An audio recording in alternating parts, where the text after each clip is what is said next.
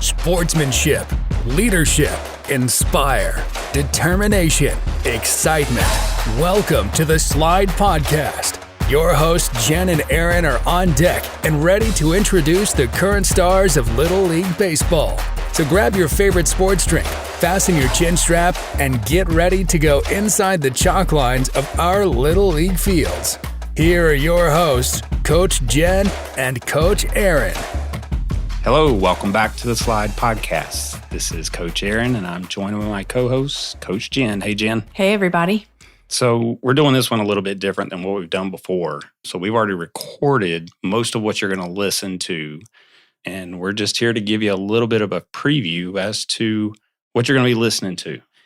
Jen and I had the privilege of hosting a Mom's Night Out event, the Real Diamonds of D2, this past Friday night. We were joined by 15, 20 different moms throughout our community, and we got to sit around and talk, made some new friends, and had a lot of laughs. And I don't think any of the Pepsis or anything had anything to do with that. But we had a great time and we recorded a podcast. So first, before we get started into what to expect, we definitely want to give a shout out to our local sponsors who helped us put the event on and offer some great prizes to the ladies that joined us. So I'll turn it over to Jen. Okay. I'm just going to go through the sponsors that we had for the evening. And again, just say thank you to the Scuba Shop, Corey Adkins, Oh My Goodies, Kelly Wright over there, Meineke Car Service with Jason Brown, South Carolina Firearms Training, that was given by Kevin Lanford, Unclaimed Furniture, Sportless Fitness, Progressive Mobility, a realtor named Roxy Tate, thank you very much, Roxy, Pars Car Wash, Hub City Runners, Hometown Relics, Fastway Oil, Palmetto Twist, Wings Etc., Primrose, South Peach Boutique, Marco's Pizza of Bowling Springs, and Anchor Nutrition. Thanks a lot, you guys. Yeah, thank you guys very much. Because I know we called a lot of these people out of the blue, and some of them even said, "What's a podcast?" And so thank you to all of our sponsors, especially Unclaimed Furniture. Kyle, thank you very much. Jason from Meineke, you guys were our biggest contributors along with Corey and the Scuba Shop. So to all the moms that won, hopefully you started redeeming some of those coupons and gift certificates that we gave out.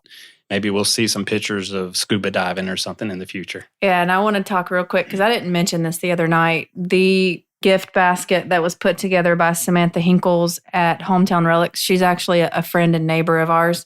And something I didn't mention was that she put that box together with Justin O'Neill in mind. So she knows that he really likes Clemson.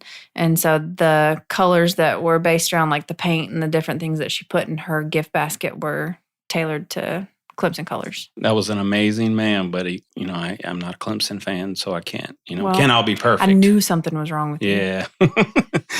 But hey, I know we did talk a little bit about Justin during the recording. I don't know if we said his name or not, but we didn't want to let this episode go by without giving a great memory and shout out to Justin O'Neill. We lost him, and he was an amazing part of our community.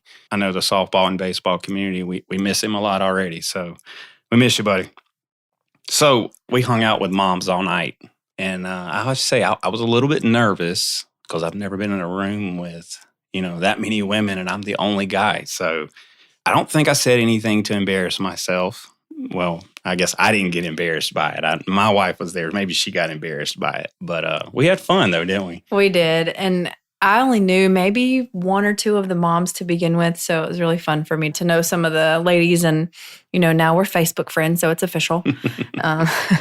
But we had a really good time. I did get to see Aaron a little bit nervous, though. Yeah, I was definitely nervous. But we got through it, we survived, and I woke up the next morning and relieved that it was over with. So, but honestly, hopefully that's just the first to come. I know I've been in some conversation with some ladies in the Greenville area, and maybe they'll take me up on our offer of hosting one for those ladies as well. So a couple updates. I know we had a contest running, I guess it was about a month and a half ago. We did pick a winner. Parker McCory, he actually won the Louisville Slugger baseball bat and the batting gloves, and we also got him a perfect stance hitting mat as well. He doesn't know it yet, but we'll be surprising him with that over the next week. I'm waiting for the baseball bat to be sent in from Matt. So Look forward to seeing some pictures on our social media, of course, as well. We did name a few other winners. So Nora out of Laurel, Mississippi won. She's the one that posed in the picture with Christy Moore. And we had Noella and River Gray from the Bowling Springs area. So great job to our contest winners, and a huge shout out to Parker because he really started it. And that was really what won him the Louisville Slugger bat, because he really started the movement and sort of kept it going on. And we've sort of got a little bit of movement going on social media. We're starting to see other teams starting to share pictures with umpires, and a huge shout out. I'm sure you've seen it, but Kevin Stockwell and the Elite Carolina guys up in, I think it's the Cary area, they've changed the roles for their captains of their teams and stuff. And so now they have to take pictures, and not necessarily take pictures, but they have to show respect to the umpires. That's pretty cool to feel like we had a little bit of something to do with that. So. Yeah, I've never really thought about the pregame stuff, but as a coach, you always go to home plate with the coach of the other team, and you stand there with the umpires and you review the rules and stuff, make sure everybody's on the same page.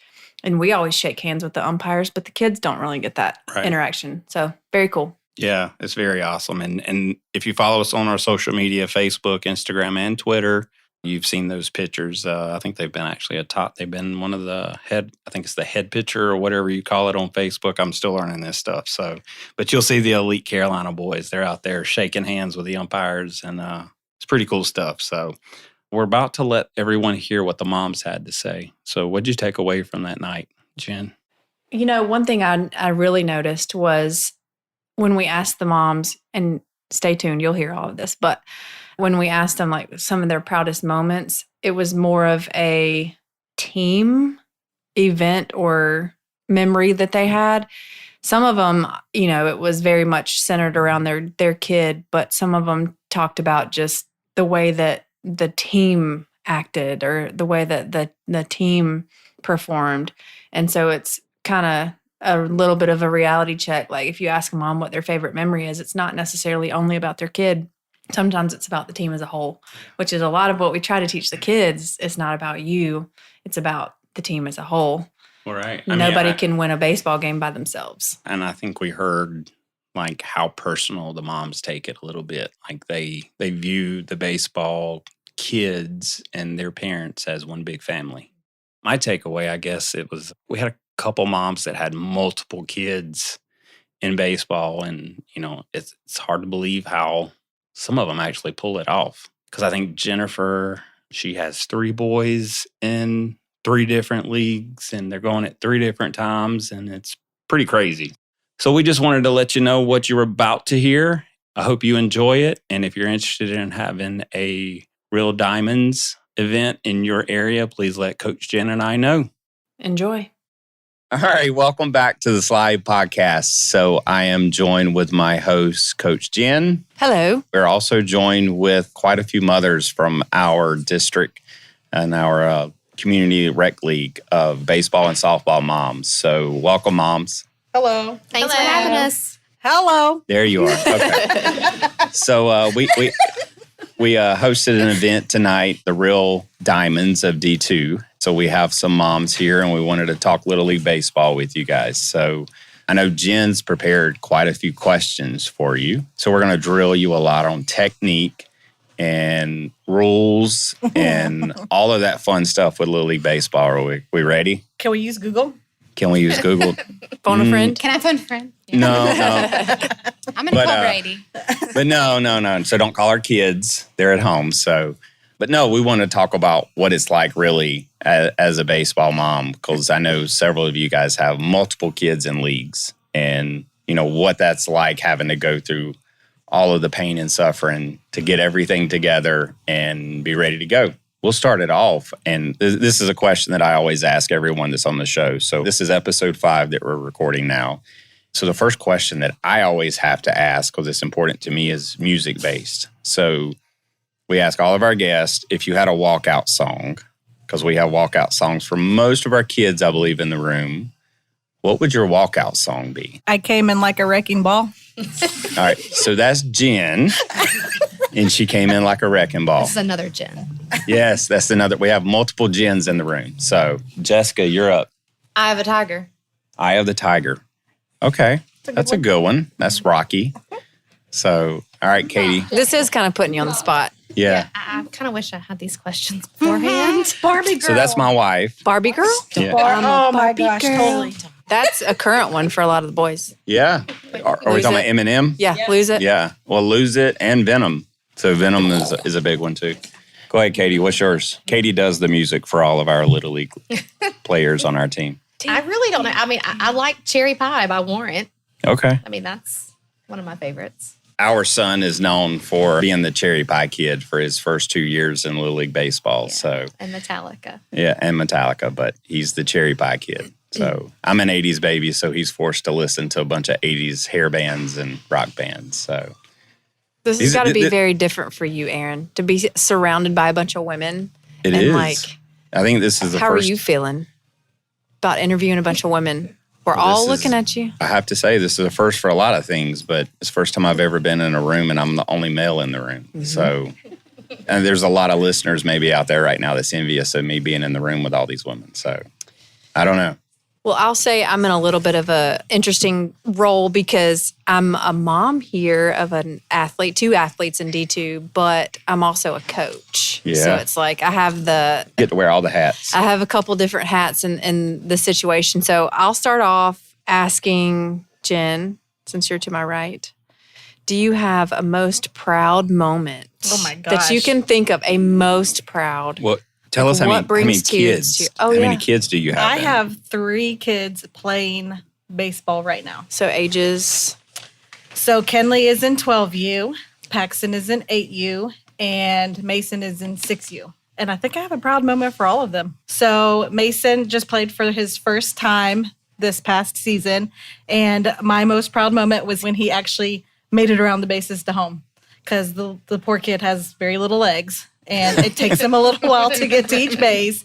And he actually hit a ball and made it all the way to home. So I was really proud of him. And he was so excited. That's awesome. And then Kenley, my most proud moment was one season when he got 2 outs in the same inning. So he did really good. He was playing second. Awesome. And he ruled that inning. He did really well. And then Paxton, I don't know, he's my star. He's been playing for a while. So Well, I know he won a cappuccino or something last season for hitting a ball yes. out to the fence. Yes, I told him if he got me a home run that I would get him a coffee. So he did it. And he loved it. He was happy. He did. He was and very he made happy. me buy it for him. But he's a really good player. Actually, I'm proud that he does all the positions. He doesn't whine about it. He wants to try it all. He wants to be in the MLB when he grows up. So I'm here to support him. Yep. Nice. So. I like it. And he's done well. All right, so who's next? Most proud moment. So Jessica, you're up next. You have how many kids playing ball? I have 2.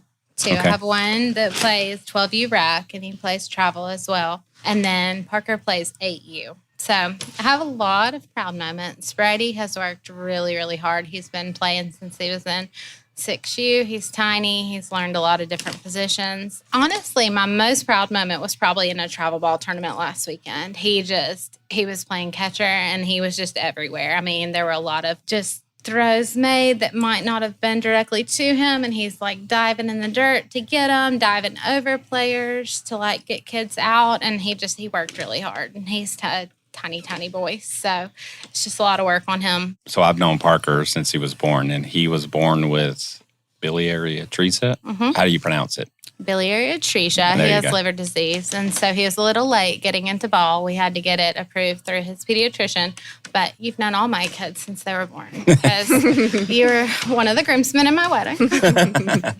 But yes, Parker was born in biliary atresia, so he was a little later than Brady was. Yeah, we didn't think starting. he was going to play ball at all. So No, they expected him to need a transplant by the time he was 2. He's just, defied the odds. But he's had a lot of moments too. I remember he had a catch and he threw it to first. So it was a double play and I was super proud of that.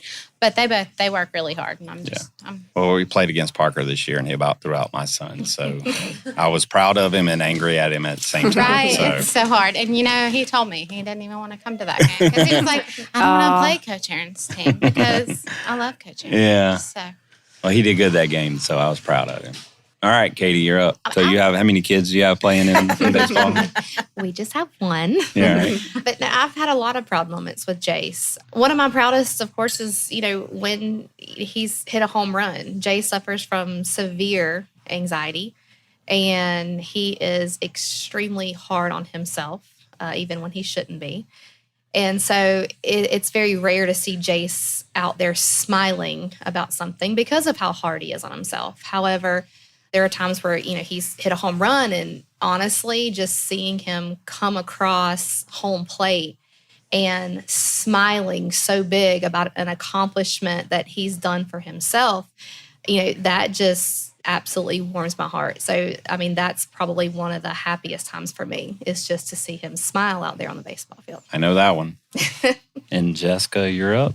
Madison loves baseball. He loves to be anywhere on a field. He doesn't care where he is. He just wants to be there. There was a game this past spring that he did get to catch part of that game, and every single batter, if they fouled the ball, whatever, before he even put his helmet back on, he stood up and he got their bat and he handed them their bat. Yeah. Every single time, or he would hand the bat to the coach from the other team that was coming to get it. And I told him that, above anything, just that sportsmanship and showing like, hey, we're all here to play ball is more important than any win. Yeah. Well, I'll have to say, too, as a coach for actually all of the kids that are represented by the moms here, I've coached them, and I couldn't get Madison to talk to me a few seasons ago, and he's now opened up and he's yelling at all of us on the field. So, well, you've been his coach since the moment he stepped on the dirt. I have. But even riding in the car with me last year to some travel tournaments, he wouldn't speak too much. So, but now now we can't get him to be quiet a little bit on the field, I think. And he has a lot of social anxiety, especially with adults and just men in general. So baseball has been amazing for him to get out there and see, I can do this. This is something I am good at, and that people see that I'm doing the right thing. I'm doing something. So It's been tremendous to see him grow, even with his voice. Yeah, and singing. He's singing now. Yes. So, because he's had the same walkout song since, I think, the day that I met the kid, I believe. The man. He almost went man. with Bad to the Bone. That's his second favorite song. He loves it. He's bad. But the man, he can't not. We have to play it on our way to every game. Yeah. In the car. See, I'm a music person, so I think music speaks to everyone's soul a little bit. So I want to know your favorite part of being a baseball mom. My favorite part, I like this one. My favorite part is even the kids that are not on the team, like every year, where I see them play on other teams. I love when they get so proud of themselves for doing something, whether it's they hit the ball and they make it to a base or they get a home run. The look on their face and how proud they are of themselves is amazing. I love it. yeah, because it's their first big accomplishment. So because some of those kids, I know Madison and Jace, the anxiety gets a lot of them. So, and they don't get to enjoy the small moments. So, because they're constantly thinking about what they just did, but it's amazing. So, With that, when you see them get excited for each other too, that's huge for me, because you see up there really start lighting up, and when they see that their whole team's behind them, it really changes the energy of the team, and it changes the way the games are going. yeah. This past season, I think, was the first season that Paxton's team, every time a kid got a home run, they were running onto the field, hitting each other's helmets and stuff like that. So that was really fun to see that That's they awesome. actually started doing that on their own, didn't have to tell them. So making friends. It's awesome to hear, kids get 2 strikes and you hear kids from the dugouts yelling, you got it, and just cheering each other on, because I know for our son, Jace, he don't want parents to, cheer him on. He don't want to hear mom and dad yell for him, because that adds more stress and anxiety to him. So we've learned over the last 3 weeks ago, I guess it was, he told us he didn't want us to cheer for him when he got up to bat. And because that just added more pressure to him when he stepped up the plate. So we stepped back from it. Good for him for being able to tell you that. Yeah. That's a big part of being mature. I remember at that age as well. The pressure that I had on myself when I walked up to bat, that was a lot, with all those eyes on you, and then you hear everybody cheering you on. As great as that may be, but for some people, that's a lot of weight to carry. And he was the one to tell us, don't do it. But he loves to hear the kids cheer him on, though. So he don't get mad at that. So that's awesome. Yeah. Jessica, you're up. Yeah, Parker actually told me at one point this season that I needed to go back to Brady's game because he plays better when I'm not there. But my favorite part is probably just seeing the humility, specifically with Brady, when he pitches. And so when he hits kids, like with a ball, that's happened a few times. And there was one that was awful. The kid was just sobbing. And you could tell. It was just tearing his nerves up. But he always walks over there and does something to basically apologize. And just seeing that humility is it's just a really positive trait. My kids are very competitive, and sportsmanship at home is not something we always see. So just seeing that humility and sportsmanship it's probably my favorite part. Awesome. All right, Katie, you're up. I mean, honestly, just becoming a baseball family. Every year we may not have the same kids that are on the same teams, but we're in the same league together. We still see the same kids. They may be on our rival team, but we still like to go and watch them play. Even when we don't have a game on a certain night, we still show up at the fields at times and watch other kids play that, maybe were on our team in, on a different year. And so just having, just like our moms sign out, just having, we're not all on the same team together, but we all know each other. So just making those friends and those relationships between the moms and between the boys and, all of that just in D2, that's my favorite part. I like making those friendships, and I mean, I know the kids do too. Jessica. My favorite part is really just seeing my kid grow and know that he's doing it and seeing them be proud of each other and grow as a team. Madison mentioned the other day, if we were talking about Kaysen, and he said, if we'd never played ball together, I might not have ever even known who he was. I said, that's right. I said, it's like a family because we run into kids that we've played with on other seasons, and they're like, hey, Madison. He's like, hey. And, it's like a family even for them. It's just growing their village, and their support. So I love to see that. I love to see them get together. And even last night when we stood by the fields and waited for the Lightning, wherever it was, to go away so we could play, there are kids everywhere from all these teams. Most of us had on the exact same jersey, so it was really confusing. But they're all running, playing, having a ball, just being there, being together, and just being kids. Yeah. It's great. Awesome. Just a family. Mm-hmm. Jen, I got a question because this is the one that I think is hilarious, but I have a personal vendetta against the photography packages that we get offered in Little League. And so yeah, you do. Yeah, we've talked about this. Yeah, we have. Okay. All right, so baseball pitchers. All right, I got to ask moms this because you're the ones that usually control most of this. So in our league, we offer for our team pitchers, we get all these different packages, but we have to purchase all these wallets and all these small pitchers. And do you guys carry a wallet with pitchers in it anymore? No. I need an 8x10. That's all I need. I need to stick it on my wall. I don't need anything small. And 5x7s for grandparents. That's it. I don't need wallets. Nobody carries pictures in wallets anymore. Or 3x5s. I don't even. What is a 3x5? Nobody Who has says that. All I buy is a team picture because I take so many pictures of my kids during baseball, and I don't hang any pictures on the wall. I put them all on Facebook. So. Well, I think this is just hilarious because when we were getting our team picture done, I'm looking at the packages and I'm like, oh my God, I'm paying for all of these different pictures that I will never use. Mm-hmm. So maybe our photographer in this area will listen to this and say, maybe we need to offer something a little bit more updated and not force these parents to have to purchase all these packages that these pictures are irrelevant. So let's talk a little bit about mom guilt, though. If you don't buy them, do you feel bad? Nope. You know what I do? I have felt bad. I take the proof, even at school, you know how they send you the proofs? I put the proofs and their little keep thing. And I'm like, that's your picture. There you go. It says proof, I don't even care. You don't care. I mean, looking back, are we really, I look at the boxes and boxes of pictures that my parents have and it's like, why? Mm-hmm. Why? So I get every single one of them. You get all of them?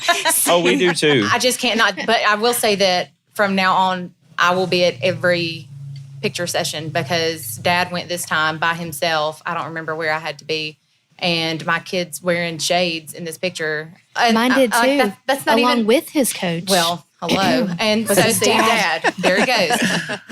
And I'm like, what? You look like Ray Charles. What are you doing? I don't even know that that's my kid. It's awful. To be fair, a lot of them and their dads wore shades during the pictures. They're not cool. They don't need to do that. I'm not paying to look at no eyes in this picture. Like, I want to see my kid. I want to see my baby's eyes Hello. that I gave him, that I We were birthed. facing the sun, and so we that were was the braving it problem out. that I had. That with should it have been the this year. photographer. Yeah, that out. I if you look at the pictures this year versus last year, even, prize set aside, the filters that were put on the pictures this year versus last year, if you hold them side by side, were like crazy. When the So- playing cards too it were was really grainy. blurry, and it just wasn't. So very what good would this be year. the ideal? What would be the ideal package? So we're 4 complaining by about 6, 5 by 7, 8 by 10, something in that range. No 3 by 5s, no wallets. No wallets.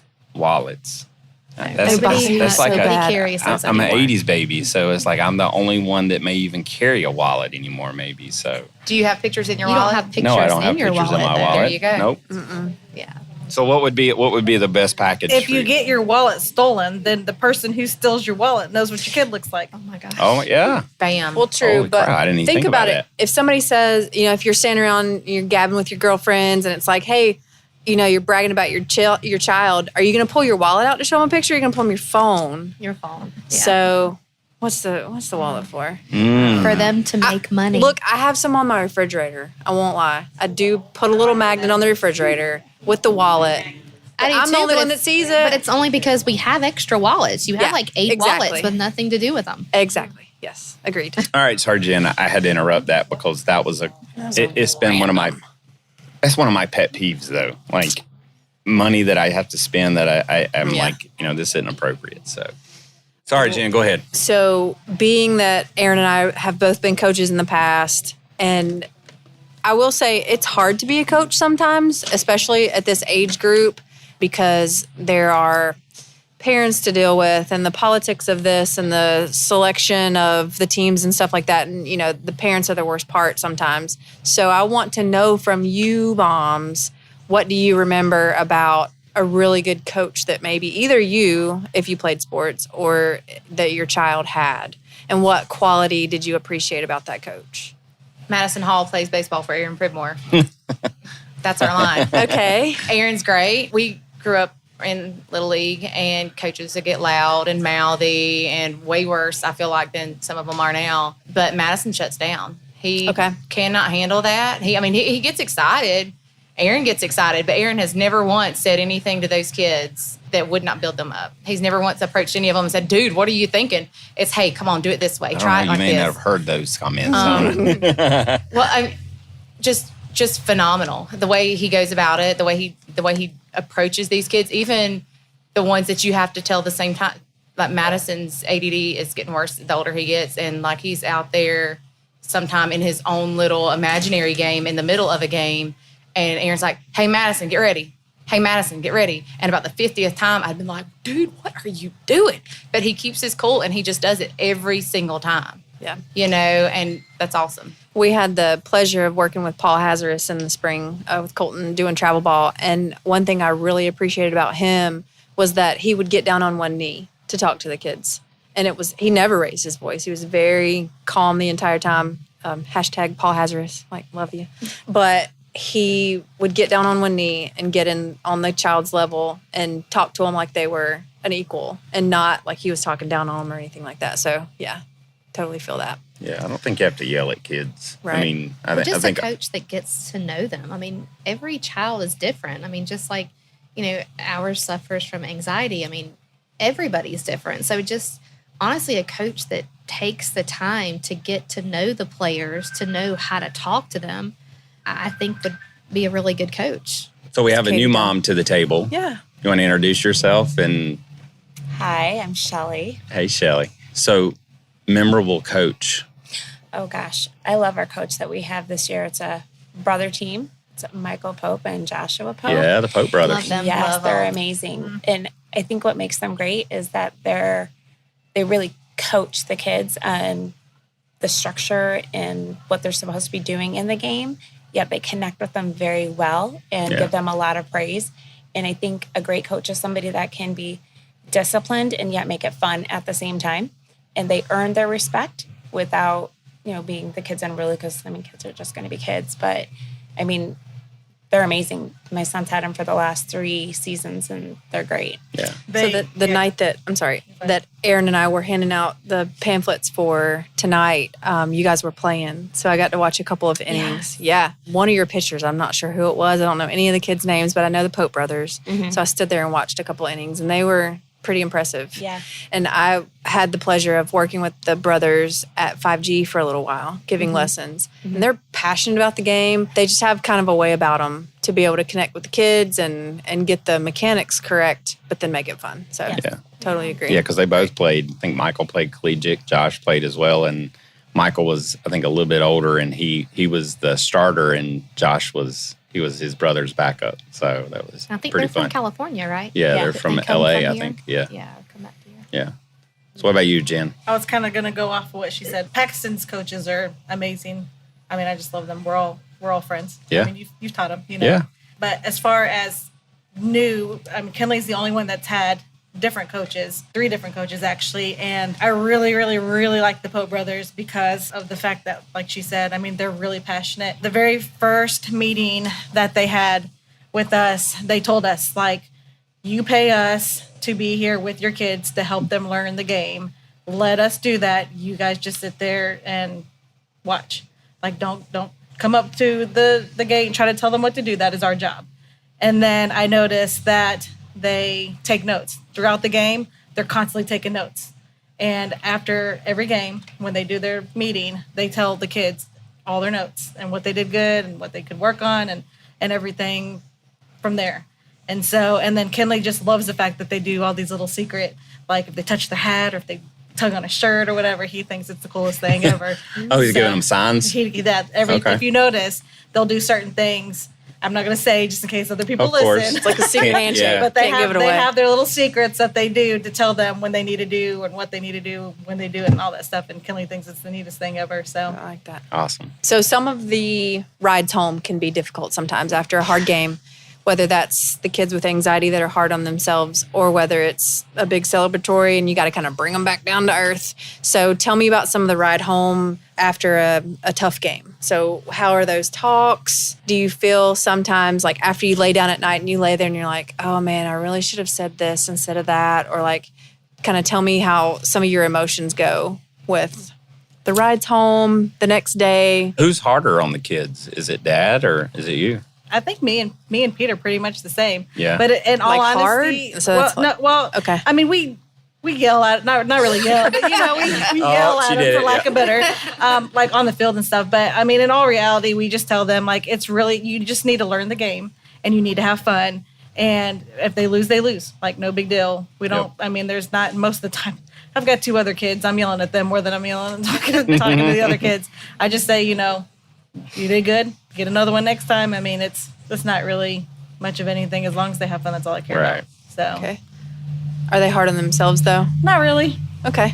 Not if they are, they don't tell me they are. But my kids are so obsessed with baseball. I swear they play outside in the backyard every day. And if Paxton cannot talk Kenley into playing, then Paxton gives them the guilt trip and they're playing in the backyard. End up outside. Yeah. So they love it. Sally, what about you? Are you the hard one on them on the way home? No, not at all. I'm very empathetic, I guess, understanding. I think I'm not very athletic myself, so anybody that can get out there in a crowd of people and hit a ball and deal with that, I have a little bit of or a lot of admiration for. Yeah. But Ashton, he's pretty hard on himself. It took him a very long time to even get a base hit. He went 1 full season without getting it, and then it wasn't until the end of the second season that he actually got his first base hit. And so now it's a big focus for him to do it. And so the last game of the season, he didn't get a single base hit, and he was really upset. The fact that they won was one thing, but he was pretty hard on himself for not getting a base hit that last one in the tournament. How do you help him with that? I can probably describe it better in the moment than I'm going to right now. Yeah. But I just give him encouragement. He did great the whole season. Everybody makes mistakes. Even the most professional players in the MLB can go without getting a hit. It's just, it's part of life. You just got to You got to deal with it. It's okay. It doesn't mean you're a bad player. You did great the whole season. This one game doesn't define your ability to play. Right. No, Katy, this The is my ride's wife. home. So I rode home with her before. So I'm interested to hear how she tells us about this ride home. Yes. So every ride home, Jace is hard on himself. Even if Jace has a great game, Jace is going to find something that he did wrong, and that's what he's going to dwell on. And so, unlike most, with Jace, you kind of have to find the positive and, kind of show him, hey, you did great. You went, 3 for 3, or hey, you did great. You did this and that. But unfortunately with Jason, with his anxiety, it's very rare that he's able to say, I had a good game. I did this, I did that. He is absolutely not one to gloat. He is not one to say, yes, hey, we did this, we did that. He is going to always look, unfortunately, for the negative of what he needs to do better with and with what he needs to improve with. And so for us, it's quite different.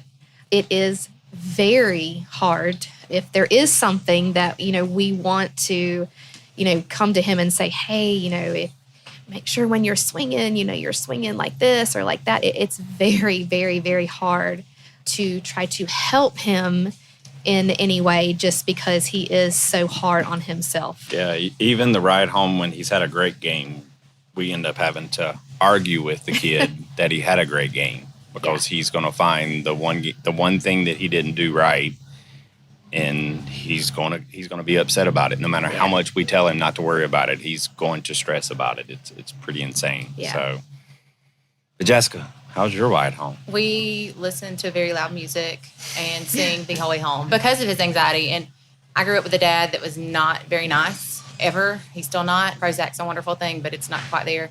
And so I know what those ride homes are like. I know what it's like to have a phenomenal game and to get into that car and to know what's going on. Yeah. And so just because of that and the way he already second guesses everything, we just listen to music the whole way home. And now after he gets home, he'll take a shower.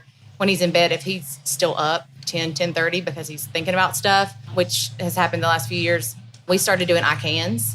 Okay. So talk to me. What are you thinking? I was swinging really late and I hit this or I did this or I hit the ball straight down first base line, whatever. So, okay, what can you do better? What can we do to fix that? Right. And so we do. We go outside and we throw about 90 pitches a day. And he hits them and we pick them up.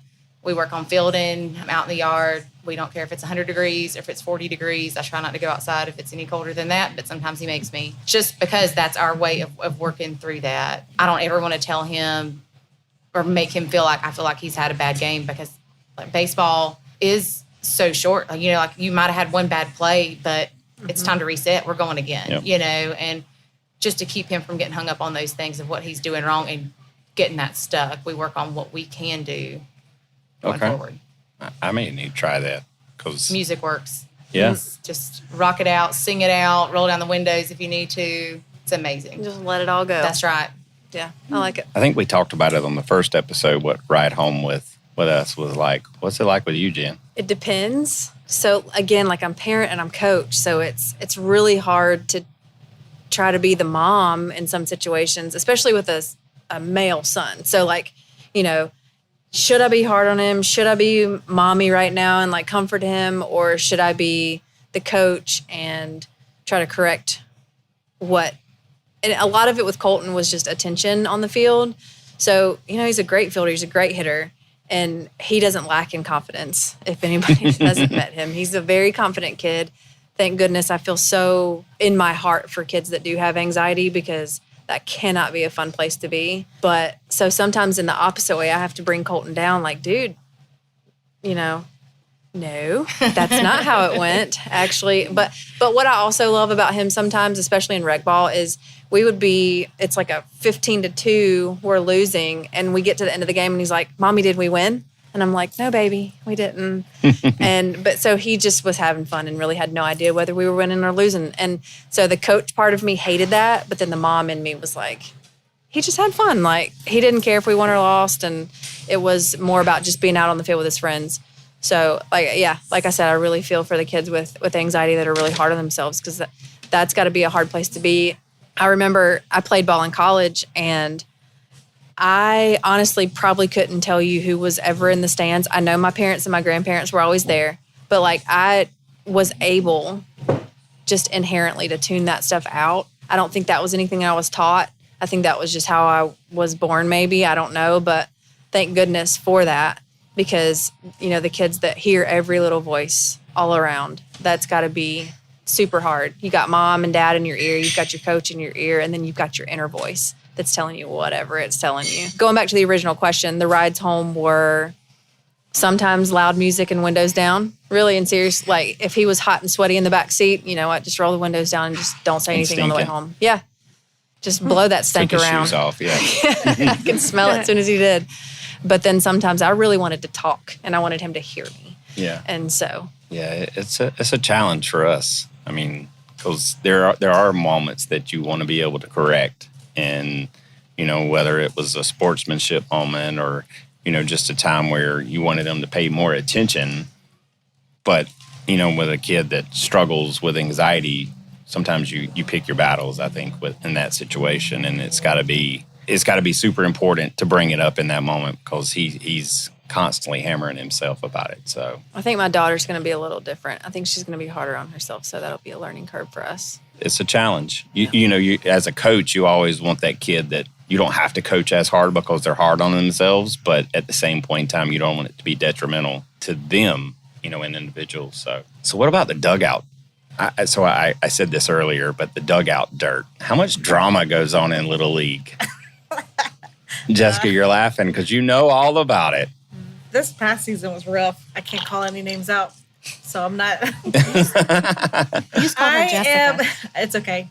Again, did we not have this said Jen, conversation? didn't I? No, you said Jessica. Oh, I'm sorry. But just for everybody to Listen. know, we do have two Jessicas Did we not talk and about two Jennifers. Yes, we But do. we lost one Jessica. Yeah, we lost one Jessica, so now we're down to one Jessica and two Jen. But I literally, we talked about this earlier. I'm like, do you ever get called Jennifer? I She's answer to like, Jennifer all the time. And I'm like, I get called Jessica all the time. So it's not anything new. Again, my biggest thing with sports is I just want them to have fun. Yeah.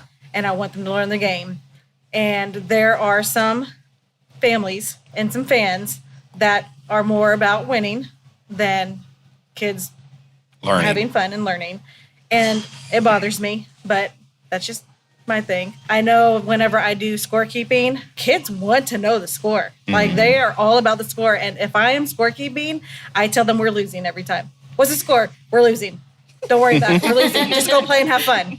And they do not know the score. I will not tell them. And the kids that are hard on themselves, I make sure, being the team mom, that I tell them, you did a good job. You did everything you can. You're going to go up again. Do your best again. Not a big deal. So, because I know sometimes hearing it from somebody else is going to make all the difference in the world. Right. But for the most part, the biggest drama is getting these kids to sit down and to cheer on their friends because they just want to play while they're in the dugout. So it's a battle for that. But that's the main thing. Is, like I said, I just want everybody to have fun. What stresses the moms out the most about Little League baseball? When the kids don't listen. What about when the season's approaching? Like, what's the first thing that goes through your mind when you know signups have started? Are you stressing at that moment? Because I know we've talked a little bit about like who the coach ends up being, and did you get on the right team? I know that plays a factor into a little bit of that stress and anxiety as a probably as a parent. I know I go through it, and I'm one of the coaches. So It does some, but I mean, in a way, like I think it's great. Like if you have, a couple teams that you have the boys and girls, that can just kind of grow up and play on the same team each year, which, I know that's a very controversial issue and I totally understand. But I mean, for the ones that, have been together since T-ball, like it's just, I think it would be great to have, those kids, with the same coaches, if that's the case, but just to grow up and each year kind of be on the same, to let them grow. And, to be together 6U, 8U, 10U, 12U. And, I would like that. But, as a mom, I see both sides of it and I totally understand it. But, I just think that for the ones that have been in it since T-ball and have been, together for those few years, I would like to see the teams, being able to stay this kind of the same so to speak, as the kids get older. Yeah. I think that would be good for the kids too. I mean, they kind of already know their teammates. They already know their abilities. You kind of have an idea of positions and things like that. And I just think that's helpful for the team. But I do see both sides. I've been part of board meetings where that conversation goes on, and I sit there and be quiet because I see both sides of it as well. I do. So I want the kids to age together because I grew up in the same house my entire life. So I grew up playing ball with the same kids. Yeah. Then there's the flip side of the coin where if you have a different coach next year and you have different kids on your team next year, then you learn a different set of skills. And you probably do. So you just have to weigh the pros and cons and, vie for your kids and just... Depending on the coach. Yes. I grew up in the same way. Like I played softball growing up, and I was fortunate enough to play softball, travel ball, like I played year round. But I was also able to play with the same girls. Me too. And so we played, since, I was 8 or 9 years old when they actually got softball. Before then I had to play baseball. But I was able to play like year round with literally the same team. And it was great. And the parents too. Yes. They would probably say the same thing. Best friends. Some of the best friends. We traveled together. We were best friends. The younger siblings played together and on the sidelines. Exactly. In between games. And yeah. But I also understand for those that are, I guess, newer, that are coming in, that are switching leagues. Let's say, you have BSYA and D2. So, I understand both points. But, I personally, I like for at least that to be an option. What about you, Jessica? Do you get excited or do you start getting stressed when the season sign-up starts and baseball's coming? I just go through my checklist of, oh crap, do your cleats still fit? Do we have a good bat? Do I need to go drop $300 on a bat this year? What are we missing? Do you know where your helmet is? What is going on? So that's the mom mentality right there. That's it. Do your cleats and where is the 20% off coupon? Where is this? Right. I missed that this year, by the way. So Madison's wearing the same cleats.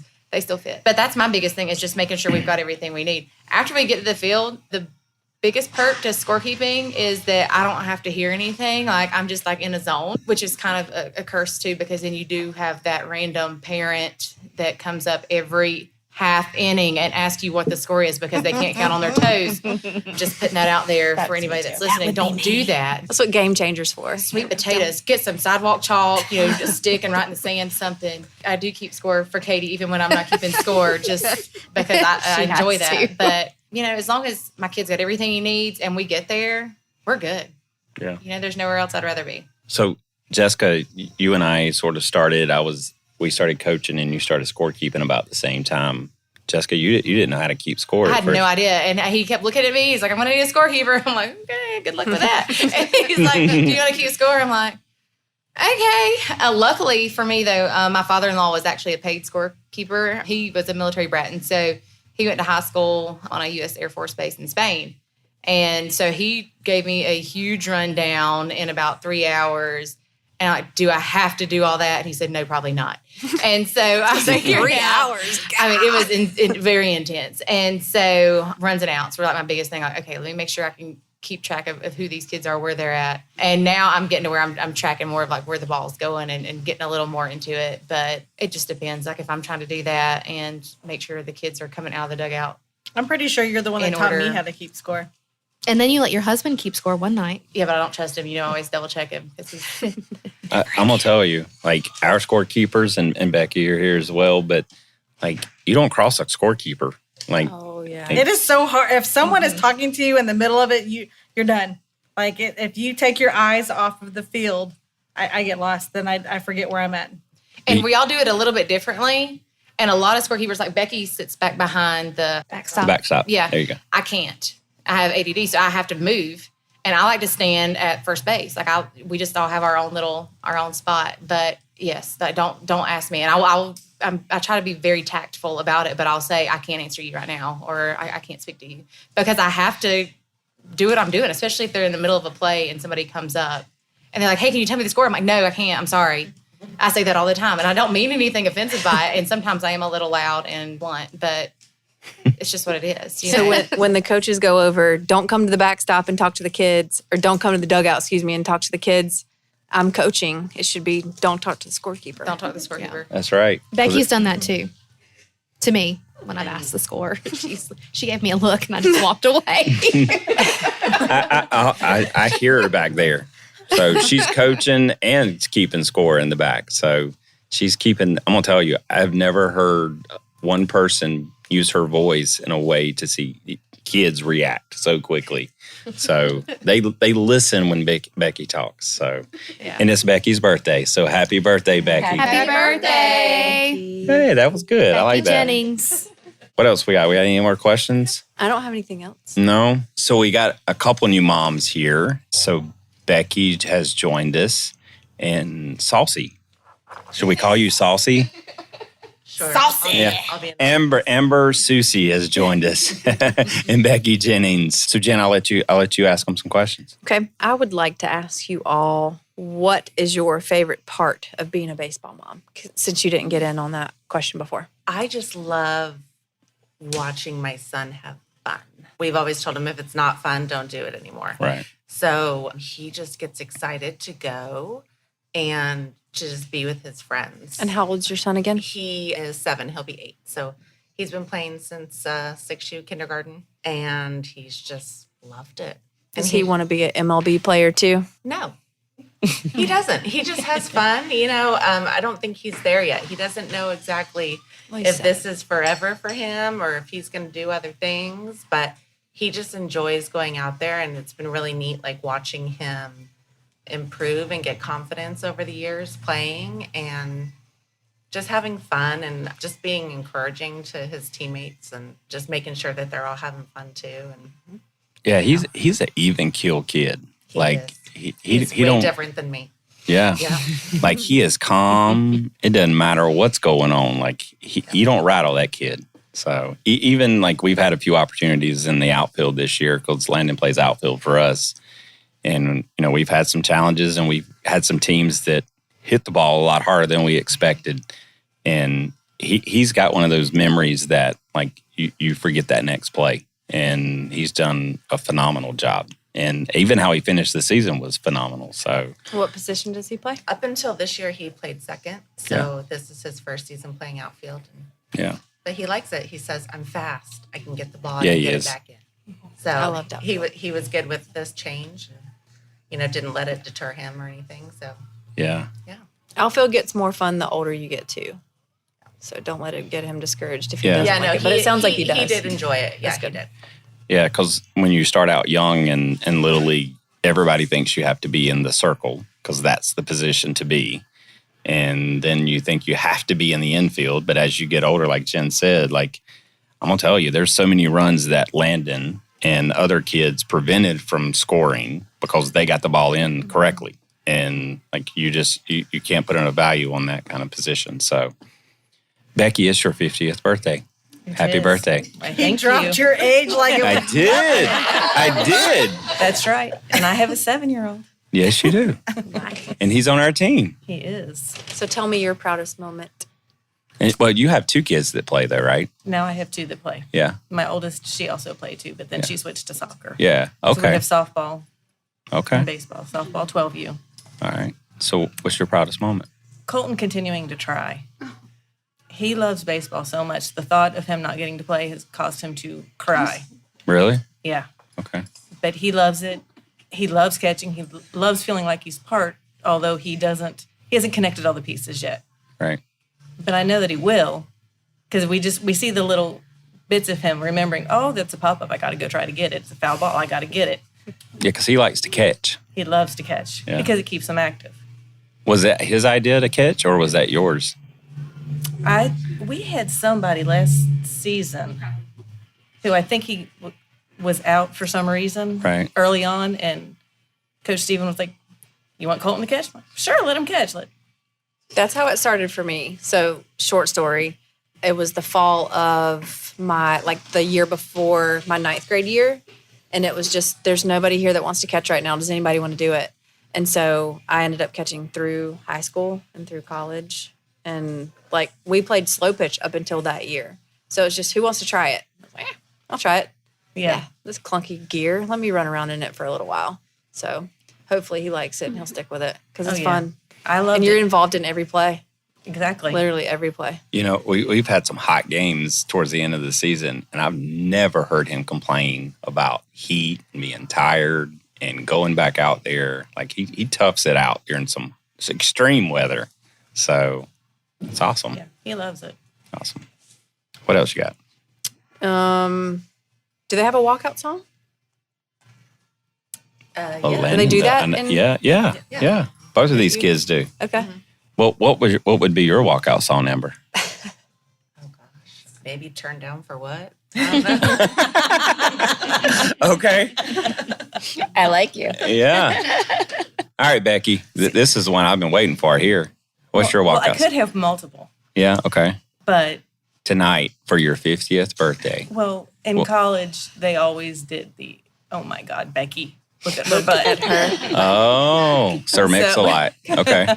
We'll give Sir Mix-a-Lot a shout out on the podcast. Right. There you go. So what would it be today? You're too old for this. Is that the name of the song? No. Oh. No, I'm more of an ACDC. Okay. So I'd probably stick, because Alex's was TNT, so I'd probably be in TNT. TNT? Okay. Yeah. I think that was Landon's. And Landon had ACDC at one point, didn't he? He still has ACDC, and I can't remember right now the song. Thunderstruck. Thunderstruck. Yeah, there we go. Yeah. Good one. So How about the rides home for you guys? I'm so structured that I try and calm him down. So does he get upset? No, he's just like amped up and just ready to keep talking and going. And I'm like, it's 9:00 and you got school in the morning, so you need to calm it down on this ride home. Good game, but it's time to get ready for bed. And that's just kind of how. Yeah. Okay. But he's always just happy. He doesn't even usually ask if he wins or loses. Like, Right. he just says, we did great tonight. We did this. And I'm like, it's an awesome game. You're not having a full meal. You're going straight to bed. You just had snacks. So. Get a quick bath and a shower. Yes, Let's go. yes. All right. Becky, what's your ride home like? Well, unfortunately, my childhood was a lot like Jessica's. My dad was always very hard on me. Yeah. And no matter how good of a game I would have, he was ugly. In fact, he's even told me I sucked at softball. Oh, wow. So I showed him and got the scholarship. So, I worked that out. There you go. So for Colton, I've worked really hard.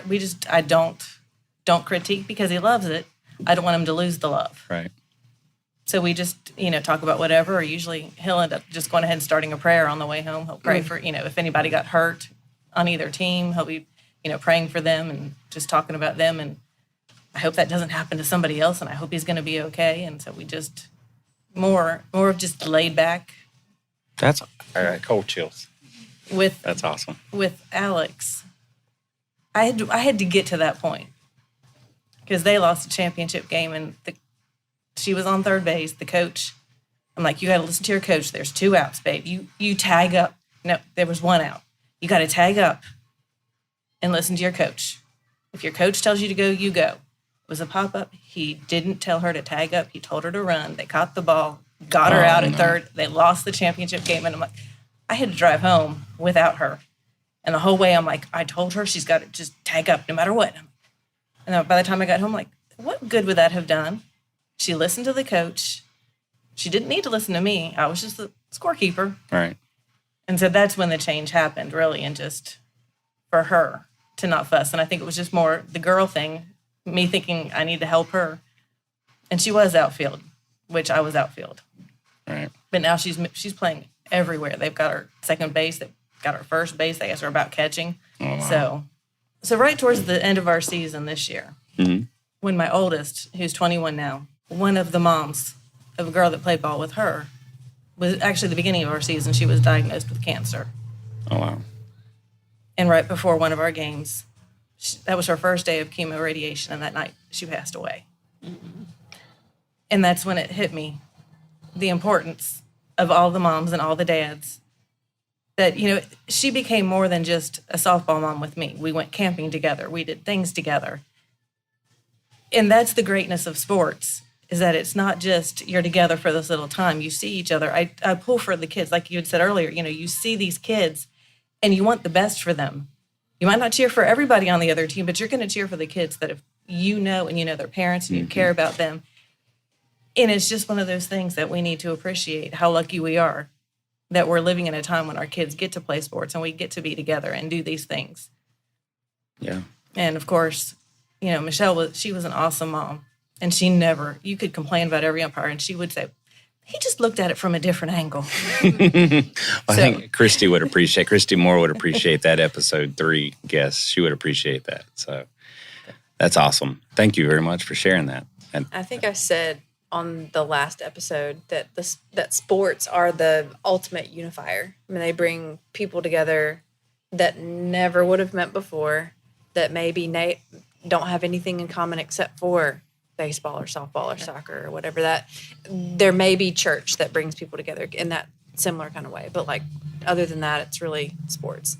So yeah, I mean, we've had devastating things to happen in each community, and I can't tell you the rallying that comes around, you know, benefits and things that happen for people diagnosed with cancer or sudden death or, you know, whatever it is. And it's like, you know, it just brings people together. So yeah, I appreciate you sharing that too.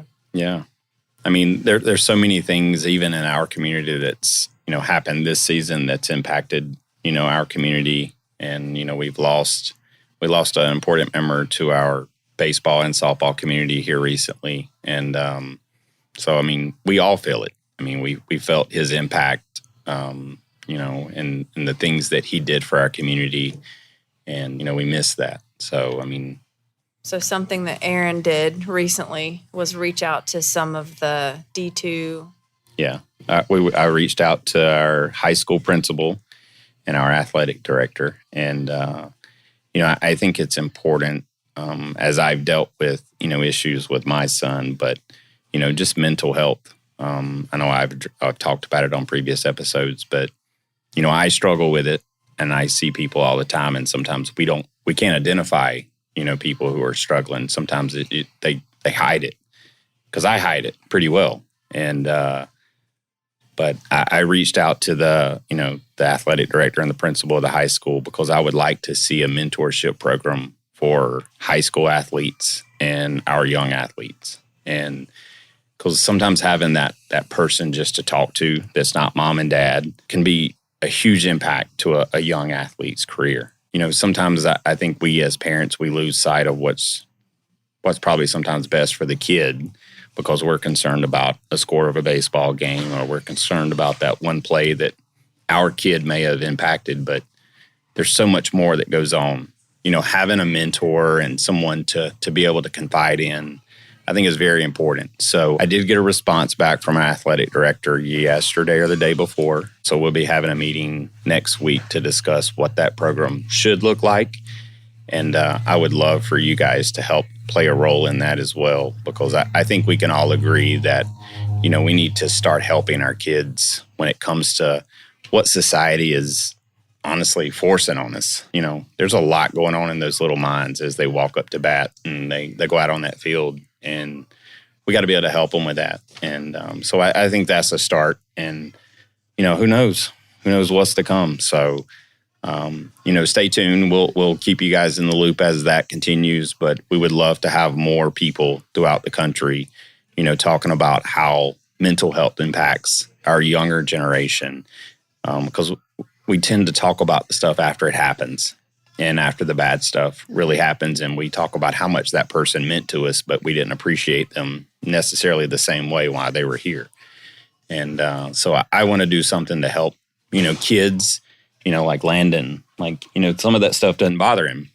But we do have kids that wear their emotions on their sleeve. And I want to be able to help every kid out there. So I'm the Superman. Or they just bottle up their emotions, not necessarily wear it, but they might be pretending that things don't bother them when it really does. And they're just every kid handles it differently. Mm-hmm. And just what tools can we give parents and coaches and teachers to be able to handle them all differently? And making it acceptable and okay to be able to talk to somebody. Yeah. Because there's judgment in that too. Oh yeah. I mean, and who wants to admit that, you know, they're sad and they're struggling with something and they may not be able to even explain it themselves. Right. So It could be an entirely different, like, whole other podcast, but in the way that boys deal with things differently than girls do. Because girls, woof, we got it hard sometimes, y'all. Like, the judgment and you can't wear this because somebody might say that. And, like, it's exhausting. So that could be a whole nother show. Yeah, I have a daughter that's in competition cheer, so I know all about that judging and all that stuff that goes on. So, and can be very mean. That's another episode in itself, just the competition cheer. So, but we won't go there on that one. So follow us on Facebook, Instagram, Twitter. Yeah, look forward to things to come. We have some companies that's coming on very, very soon that's looking to help us improve the experience of Little League baseball players throughout the nation and softball players as well. So stay tuned, and we'll talk to you soon. We'll catch you on the slide. See ya. Thanks for listening to the Slide Podcast. Make sure you subscribe so you don't miss any future episodes. In the meantime, stay connected with Coach Jen and Aaron on Instagram at The Slide Podcast Show, on Facebook at The Slide Podcast, and the Facebook private group, The SLIDE Podcast. Until next time.